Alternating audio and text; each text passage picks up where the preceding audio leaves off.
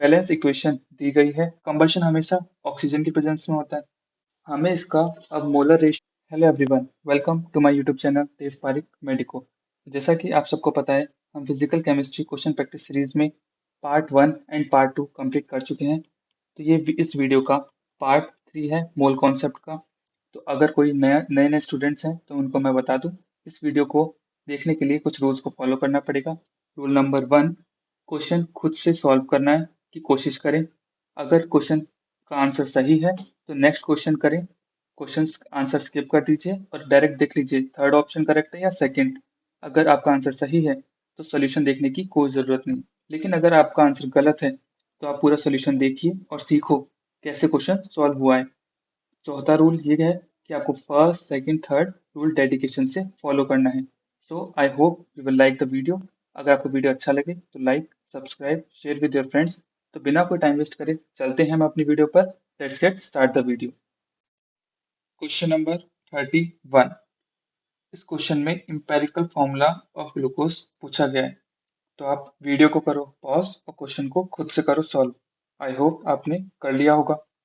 सबसे पहली चीज, इंपेरिकल फॉर्मूला फाइंड करने के लिए आपको मॉलिक्यूलर फॉर्मूला ऑफ ग्लूकोज पता होना चाहिए।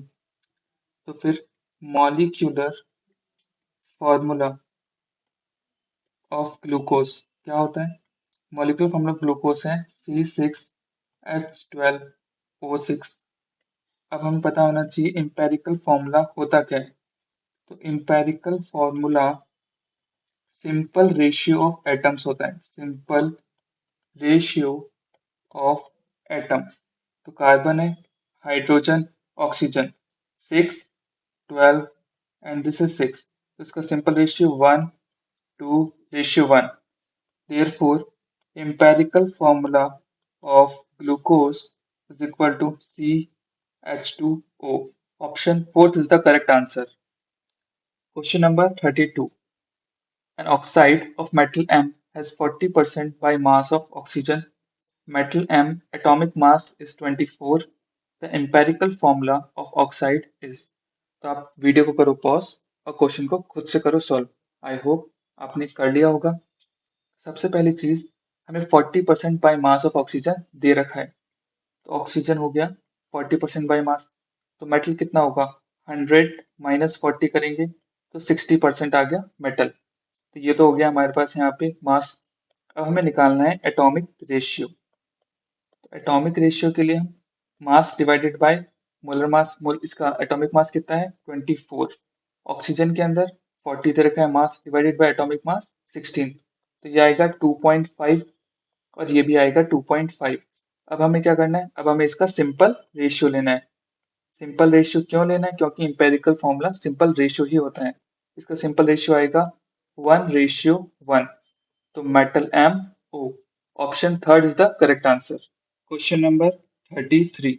A compound contain 38.8% carbon, 16% hydrogen, and 45.2% nitrogen. The formula of compound would be। हमसे इस क्वेश्चन में फॉर्मूला ऑफ कंपाउंड पूछा गया है परसेंटेज मास देकर। तो आप वीडियो को करो पॉज, क्वेश्चन को खुद से करो सॉल्व। आई होप आपने कर लिया होगा। तो सबसे पहली चीज, इनके परसेंटेज हम नोट डाउन कर लेते हैं। कार्बन का दे रखा है 38.8, हाइड्रोजन का 16% दे रखा है और नाइट्रोजन का हमें दे रखा है 45.2%। तो ये तो हो गया हमारे पास यहाँ पे क्या? मास परसेंट। अब हमें इसका एटॉमिक रेशियो फाइंड करना होगा। एटॉमिक रेशियो फाइंड करने के लिए हम एटॉमिक मास से डिवाइड कर देंगे। 38.8 डिवाइडेड बाय कार्बन के लिए 12, इधर 16 डिवाइडेड बाय हाइड्रोजन के लिए 1 और 45.2 डिवाइडेड बाय 14 नाइट्रोजन के लिए। इसकी वैल्यू आएगी 3.23। इसकी वैल्यू आएगी 3.23 और इसकी वैल्यू आएगी 16। अब हमें क्या फाइंड करना है? अब हमें सिंपल रेशियो फाइंड करना है। सिंपल रेशियो फाइंड करने के लिए जो मिनिमम क्वांटिटी है उसको सबसे डिवाइड कर देंगे तो हमारे पास सिंपल रेशियो आ जाएगा। 3.23 डिवाइडेड बाय 3.23 इधर आया 1। 16 डिवाइडेड बाय 3.23 इसका आएगी वैल्यू 5 एंड 3.23 डिवाइडेड बाय 3.23 इसका भी आ गया 1। तो हमारे पास empirical formula carbon, hydrogen 5 and nitrogen जब हम इसको रीअरेंज करेंगे तो हमारे पास जो फॉर्मूला आएगा वो आएगा CH3NH2। तो देख लीजिए कौन से ऑप्शन में, option first is the correct answer. Question number 34. The simplest formula of a compound containing 50% W by W of element X, atomic weight 10, and 50% of element Y, atomic weight 20. तो यहाँ पे हमें दो एलिमेंट दिए हैं X और Y। तो आप वीडियो को करो पॉज और क्वेश्चन को खुद से करो सॉल्व। आई होप आपने कर लिया होगा। सबसे पहली चीज, X और Y का हमें परसेंटेज दे रखा है मास में 50% और 50%। तो ये हो गया हमारे पास यहाँ पे मास परसेंट। इसको हमें एटॉमिक रेशियो में कन्वर्ट करना पड़ेगा। एटॉमिक रेशियो में कन्वर्ट करने के लिए एटॉमिक मासेस से डिवाइड करते हैं। तो इसका एटॉमिक वेट दे रखा है 10 और वाई का एटॉमिक वेट दे रखा है 20। तो इसको सॉल्व करने पर 2.5 और 5 आएगा। अब हमें इसका सिंपल रेशियो लेना होगा। सिंपल रेशियो लेने के लिए जो वैल्यू सबसे छोटी होती है उसको दोनों वैल्यू से डिवाइड कर देते हैं। 5 divided by 2.5 and 2.5 divided by 2.5। तो इधर आएगा 1 और इधर 2। तो इसका सिंपल रेशियो आया 2:1। तो इसका जो सिंपलेस्ट फॉर्मूला बनेगा वो हमारा बनेगा x2y। देख लीजिए कौन से ऑप्शन में, option second is the correct answer. Question number 35. Which of the following compound has same empirical formula as that of glucose? तो आप वीडियो को करो पॉज और क्वेश्चन को खुद से करो सॉल्व। आई होप आपने कर लिया होगा। सबसे पहले चीज, ग्लूकोज। ग्लूकोज का जो मॉलिक्यूलर फॉर्मूला होता है वो हमें लिखना पड़ेगा। तो मॉलिक्यूलर फॉर्मूला C6H12O6। अब इंपेरिकल फॉर्मूला क्या होता है? इंपेरिकल फॉर्मूला होता है सिंपलेस्ट रेशियो। तो हमें इसका सिंपलेस्ट रेशियो लेना होगा। 6:12:6। इसका सिंपलेस्ट रेशियो होगा 1:2:1। तो CH2O। अब हमें वन बाय वन एक एक ऑप्शन चेक करना होगा कि किस ऑप्शन से ये मैच कर रहा है। तो इसमें देखते हैं, इसमें C2H4O। तो इसमें सिंपलेस्ट रेशियो नहीं बन रहा तो ये नहीं है। इसमें C2H4O2। इसका सिंपलेस्ट रेशियो बनाने के लिए हम 2 से डिवाइड करेंगे तो 1:2:1 आ जाएगा, जो कि सिमिलर है इसके। तो option second is the correct answer. Question number 36. 2.2 gram of a compound of phosphorus and sulfur, 1.24 gram of phosphorus in it, empirical formula is। तो आप वीडियो को करो पॉज और क्वेश्चन को खुद से करो सॉल्व। आई होप आपने कर लिया होगा। सबसे पहली चीज, इस क्वेश्चन में हमें कंपाउंड का 2.2 ग्राम मास गिवन है। तो हम लिख लेते हैं कंपाउंड का 2.2 ग्राम मास गिवन। अब फॉस्फोरस और सल्फर में से फॉस्फोरस का 1.24 ग्राम गिवन है। सल्फर का फाइंड करने के लिए हम टोटल कंपाउंड में से माइनस कर देंगे 1.24। तो हमारे पास वैल्यू आएगी 0.96 ग्राम। अब ये तो हो गया मास। अब हमें निकालना है इसका मोल्स। तो मोल्स के लिए 1.24 डिवाइडेड बाय इसका एटॉमिक मास 31, इसकी वैल्यू आएगी 0.04। सल्फर में 0.96 डिवाइडेड बाय 32, इसकी वैल्यू आएगी 0.03। अब हमें लेना होगा इसका सिंपलेस्ट रेशियो। तो सिंपलेस्ट रेशियो में 4:3 आएगा। तो according to this empirical formula of compound जो बनेगा वो बनेगा P4S3। तो देख लीजिए option 4 is the correct answer. Question number 37. On analysis, a certain compound was found to contain iodine and oxygen in the mass ratio 254:80. The formula of the compound is। तो आप video को करो pause और question को खुद से करो solve. I hope आपने कर लिया होगा। तो इस क्वेश्चन में हमें आयोडीन और ऑक्सीजन का मास दे रखा है 254 और 80। तो ये तो हो गया हमारे पास मास। हमें इसका अब मोलर रेशियो कन्वर्ट करना पड़ेगा। तो उसके लिए हम इसको एटॉमिक मास से डिवाइड करेंगे। तो आयोडीन के लिए 127 और ऑक्सीजन में 16। तो इसका आंसर आएगा हमारे पास 2 और इसमें आएगा 5। तो इसका रेशियो हो गया 2:5। तो अकॉर्डिंग टू दिस जो हमारे पास फॉर्मूला बनेगा वो बनेगा I2O5। तो option fourth is the correct answer. Question number 38. The number of atoms of chromium and oxygen are 4.8 into 10 raised to power 10 and 9.6 into 10 raised to power 10 respectively. Its empirical formula is। आप video को करो pause और question को खुद से करो solve. I hope आपने कर लिया होगा। तो empirical फॉर्मूला होता है क्या, सबसे पहले ये पता होना चाहिए। empirical फॉर्मूला हमें कैसे ऑब्टेन होगा, वो होगा obtained from simplest ratio of atoms। Atoms का सिंपलेस्ट रेशियो करने के बाद तो हमें गिवन क्या है, सबसे पहले वो देखिए।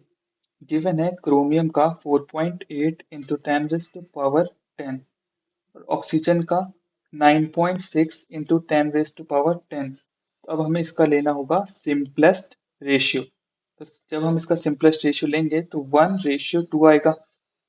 इसको कट करेंगे 2 से। अब ये है क्रोमियम, ये है ऑक्सीजन, तो therefore empirical formula is CrO2। Option second is the correct answer. Question number 39।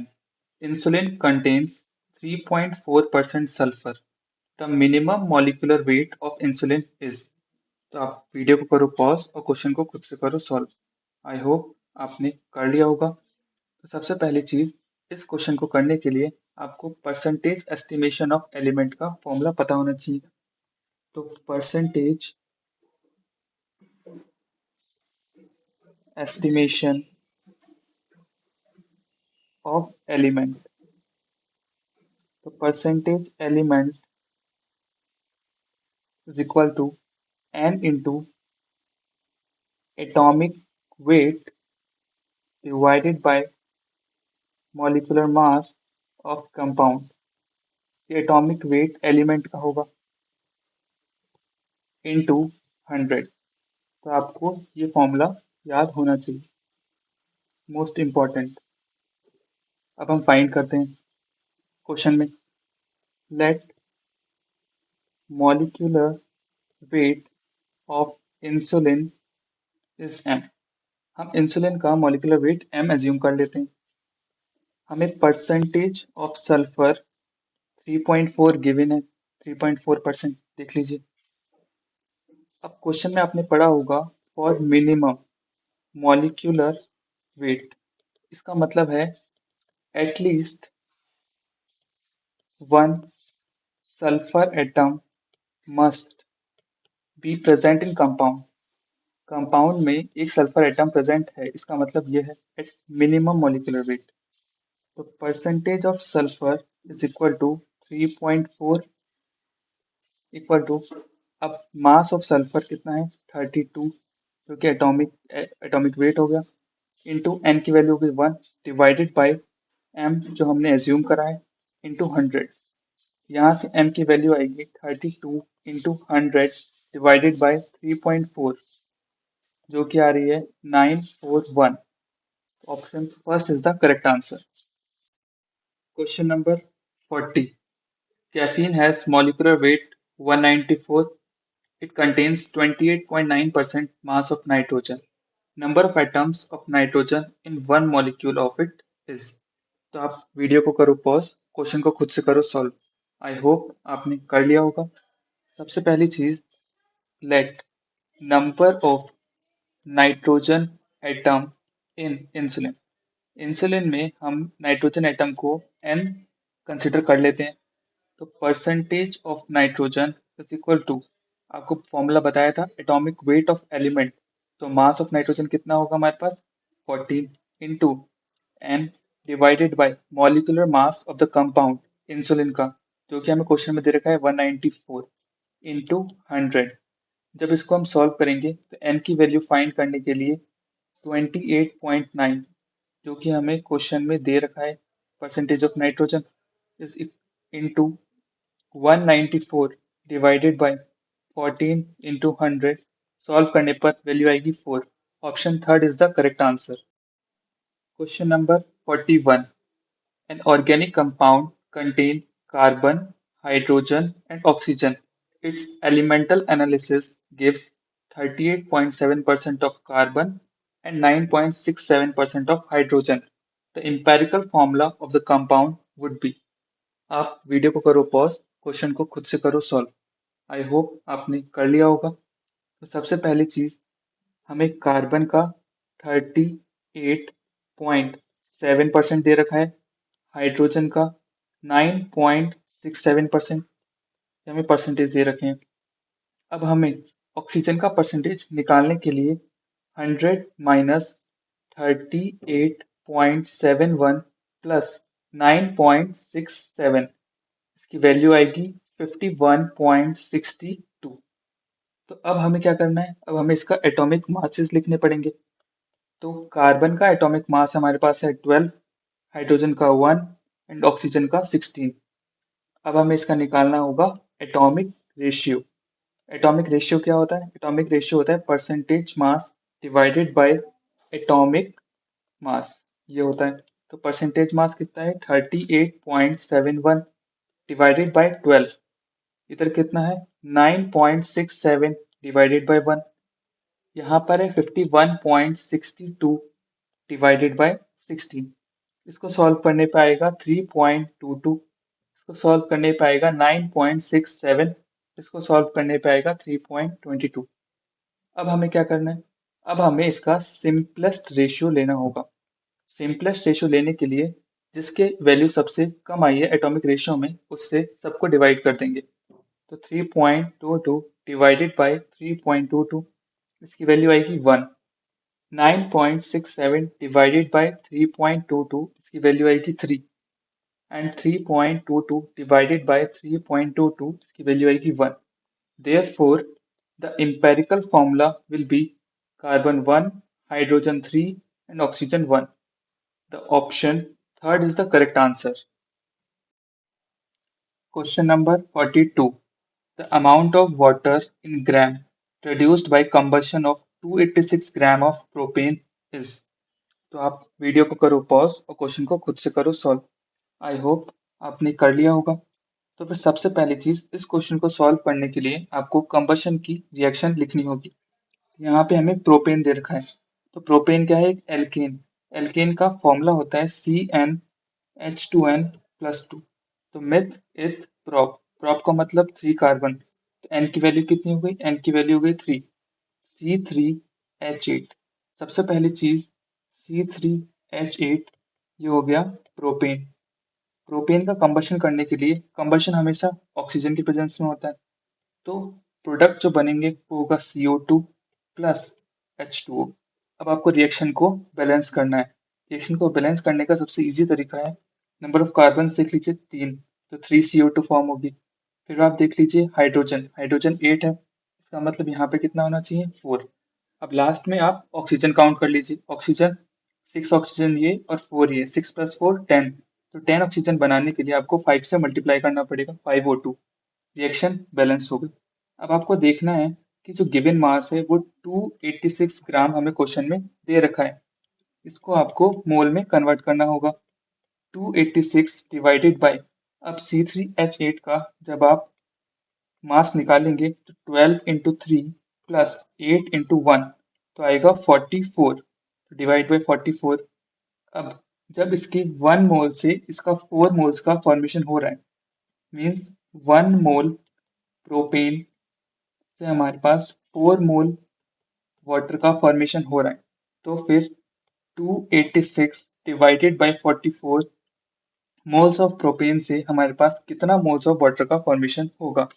तो 286 डिवाइडेड बाय 44 इंटू 4, ये आएगा हमारे पास मोल्स ऑफ वाटर। इसको सॉल्व करेंगे तो 1 एंड 1। अब हमें क्या करना है? सबसे पहली चीज, जो मोल्स ऑफ वाटर फाइंड करा है वो आया है 286 डिवाइडेड बाय 11।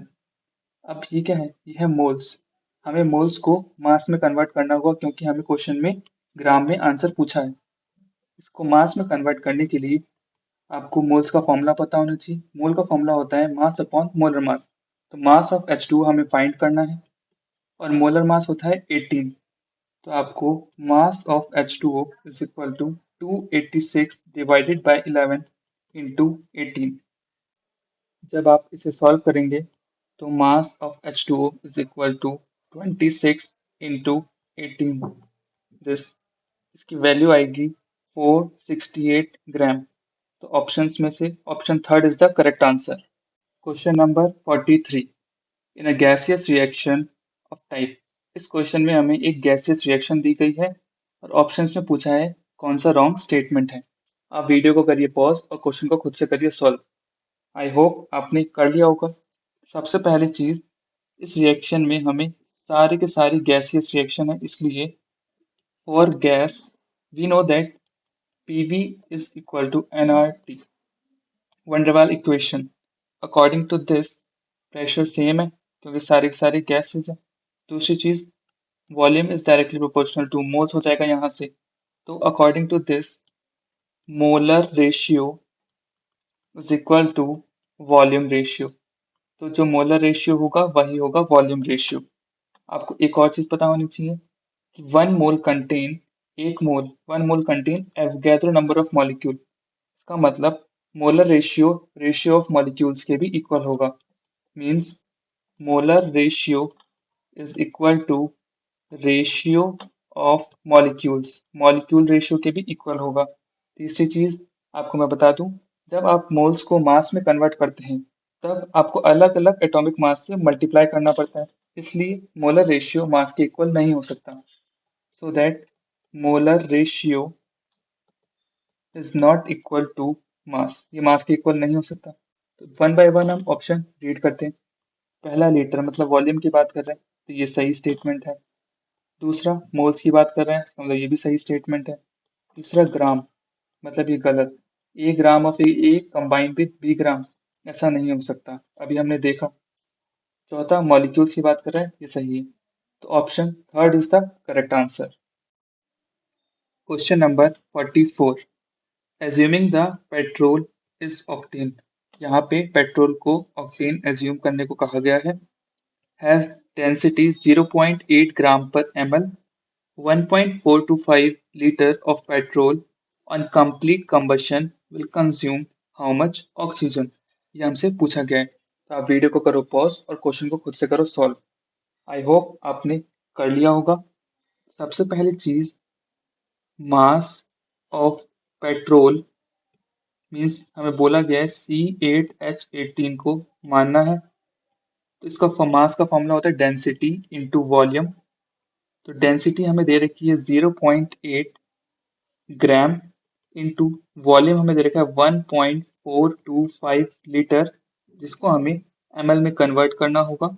तो 1000 से मल्टीप्लाई करेंगे, यहाँ पे आएगा 1425 ml। अब आपको मल्टीप्लाई करने के बाद 1140 ग्राम मास ऑफ पेट्रोल मिल जाएगा।